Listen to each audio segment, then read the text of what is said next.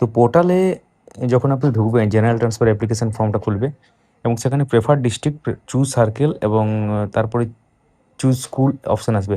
এই রিজনের জায়গাটা খুব ইম্পর্টেন্ট। রিজনের জায়গাটা বিভিন্ন ধরনের অপশান আসবে এখানে। এখানে মেডিকেল রিজন সেলফ একটা অপশান, মেডিকেল রিজন সন অথবা ডটার অথবা স্পাউস, ফিজিক্যাল হ্যান্ডিক্যাপ এবং এনি আদার।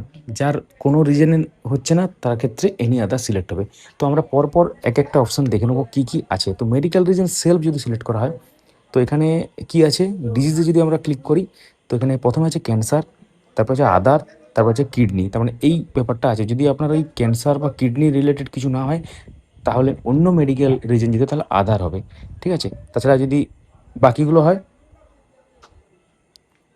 তাহলে কিন্তু সিলেক্ট করবেন। তো এটা গেল মেডিকেল রিজন সেলফ। এবার মেডিকেল রিজন সন অথবা ডটার অথবা স্পাউস যদি অপশন সিলেক্ট করা হয়, তাহলে চুজ রিলেশন সিলেক্ট করতে হবে প্রথমে। অর্থাৎ কার ক্ষেত্রে এটা আপনি করছেন, মানে আপনার সন বা স্পাউস বা ডটারের ক্ষেত্রে যদি হয়, তাহলে এগুলোর মধ্যে অ্যাপ্রোপ্রিয়েট অপশান সিলেক্ট করবেন। তারপর এখানে কি সিলেক্ট করবেন, চুজ ডিজিজ। ডিজিজের ক্ষেত্রে সেম ডিজিজ এখানে উল্লেখ করা আছে, সেটা চুজ করবেন।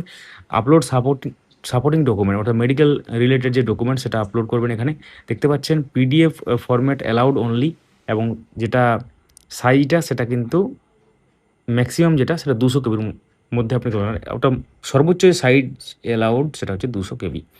এরপর এখানে তারপর যে অপশানগুলো আছে প্রত্যেকটি ক্ষেত্রে কিন্তু একই অপশান, কারণ আমরা আসছি একটু পরে সেটাতে। এবং ফিজিক্যাল হ্যান্ডিক্যাপ্টের ক্ষেত্রে যে ফর্ম সেটা দেখতে পাচ্ছেন এখানে। এবং তারপর এনি আদার। তো এনি আদারটা বেশিরভাগই মানে টিচার তারা অ্যাপ্লাই করবেন আশা করছি।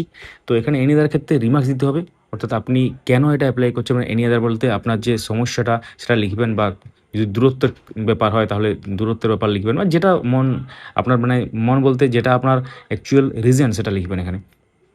তারপর সাপোর্টিং ডকুমেন্ট দিবেন সেই রিলেটেড। এবং তারপর এখানে whether receive transfer order while in present school and present post.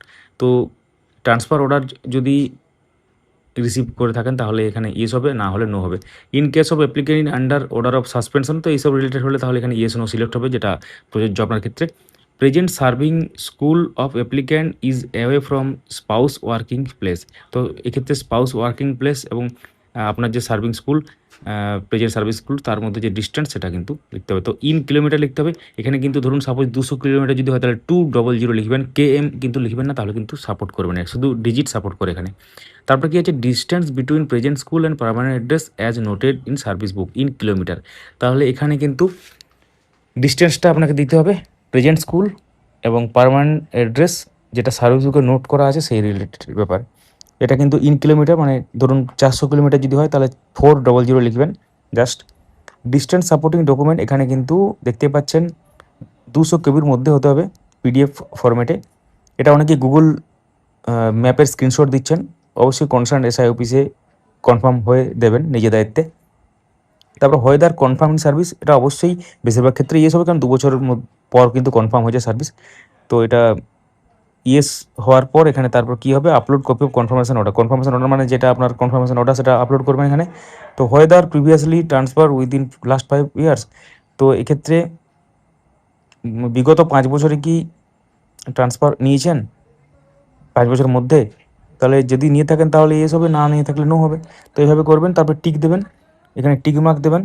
Tick mark দেওয়ার পর এখানে প্রসিড করবেন। প্রসিড করার পর এর রেফারেন্স নাম্বার টাইপের কিছু একটা জেনারেট হবে হয়তো। এটা নিয়ে আমরা পরবর্তী ভিডিওতে দেখাবো, সঙ্গে থাকবেন। অবশ্যই আমাদেরকে সাবস্ক্রাইব করুন যারা ইউটিউব থেকে দেখছেন, এবং যারা ফেসবুক থেকে দেখছেন পেজটিকে ফলো করুন, ভিডিও লাইক করুন, সবার সাথে শেয়ার করুন। আপনার ওয়ার্কিং ডিস্ট্রিক্ট কোথায় এবং আপনার হোম ডিস্ট্রিক্ট কোথায় সেটা লিখতে ভুলবেন না। Thank you so much for watching.